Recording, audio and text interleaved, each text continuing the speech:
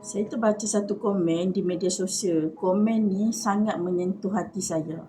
Umur 55 pencen. Beli tanah RM150,000. Beli rumah RM250,000. Beli kereta RM50,000. Melancong RM50,000. Selepas setahun kemudian, duit habis. Umur 57, kena bekerja sebagai pengawal keselamatan. Saya tak baca komen ni sebagai lawak. Saya baca sebagai satu realiti yang sedang berlaku. Masalahnya bukan kerana beli rumah, bukan kerana beli kereta ataupun beli tanah ataupun pergi melancong. Tapi kerana ramai yang tidak sedar bahawa duit persaraan perlu bertahan mungkin 20 ke 30 tahun lagi.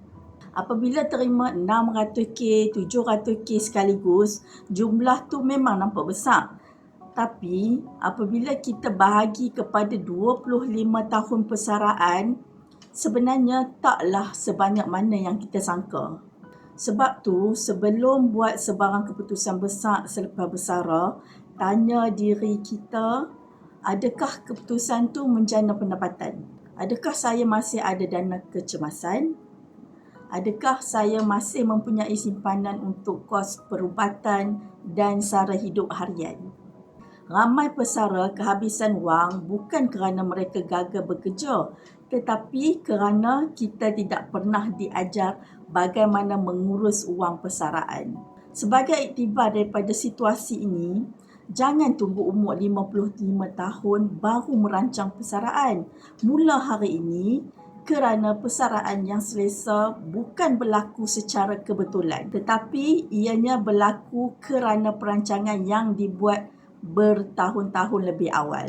Semoga Allah pemudahkan semua pesara dan bakal pesara.